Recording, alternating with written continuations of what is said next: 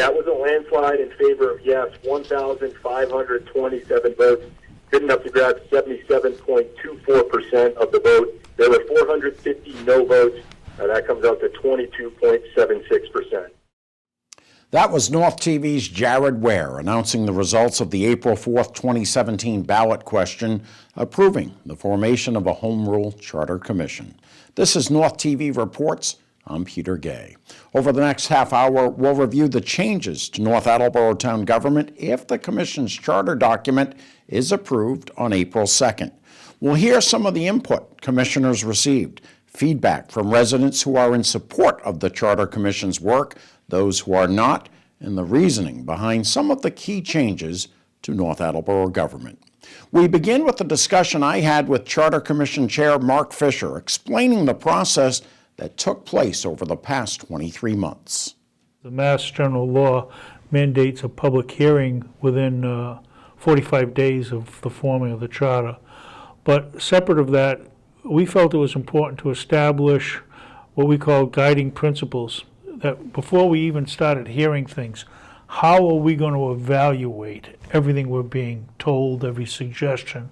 So we spent a couple of meetings developing what we call guiding principles to make sure, look, is this something that the town will benefit from? Is it budget neutral? So we developed that first, and then we spent the next 13 months, 40 meetings, trying to get as much information as we possibly could. We used every media available to us, various social medias. We even had a online survey question to be filled out. We sent out 220 personal letters of invitation to all department heads, all RTM members, all elected, appointed officials. And we brought in town managers from surrounding towns, and we ended up having 147 residents provide us with input.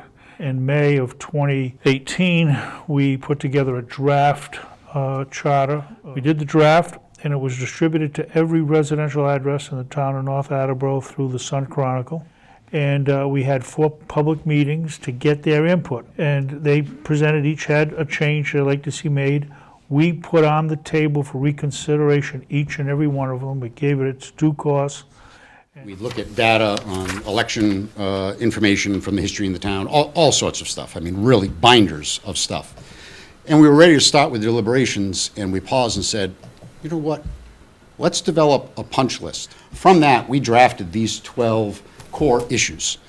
And each of them, almost every aspect of what is in the final charter proposal, they all link back to at least one or two of these core. It's either, well, this solves that problem, or the lack of centralization is addressed here, and so forth.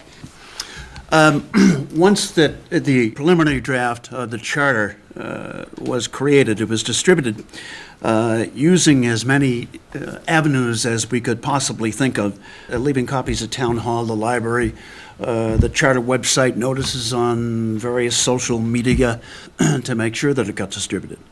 Subsequently, we held public meetings enabling any citizen that had any interest in the charter to speak his piece. Consistent with the feedback we got from the number of occasions, 75% of people both were in favor of eliminating the Board of Selectmen and eliminating the RTM.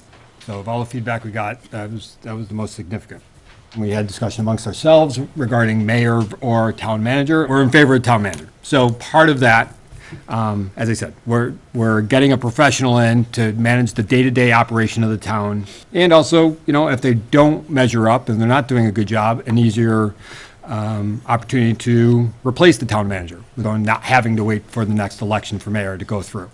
Our ultimate decision was to replace the representative town meeting with a now 9-member town council. Again, looking at the RTM and kind of how it wasn't as flexible, and you know, going back to some of the points we looked at in terms of flexibility, how often they met, and also just the representation. Over the last 10 years, only 86% of the seats in the RTM have been filled. So 116 out of 135 on average. Of those, and we talk about representing the town, of those only 14% were elected through a contested race. 59% were elected in uncontested races. So basically you just sign up your name and get a couple signatures and you're on the RTM. And then 27% of the members of the RTM were appointed by other RTM members. So they didn't even have to run a campaign. They kind of just, there were open seats at the end, they put their name in. So what we're trying to do with a 9-member town council is have a 9-member engaged board that meets more often, a little more flexible, can address items as they come up and go forward in that fashion and be able to react, be a little more, and also be a little more proactive, not always, reacting to the warrants and everything in front of them. We decided all the members would be elected at large. We have 9 wards in town, but really, we're not that big a town. I mean, all 9 members on the council should be concerned about the whole town. Likewise, we'd prefer to have, I think everyone would prefer to have the 9 best people on the town council. I'm going to talk a little bit about the role and specifics around the council president. Members wanted to add some real substance to the position and felt that it was important to have the voters select a person for this role.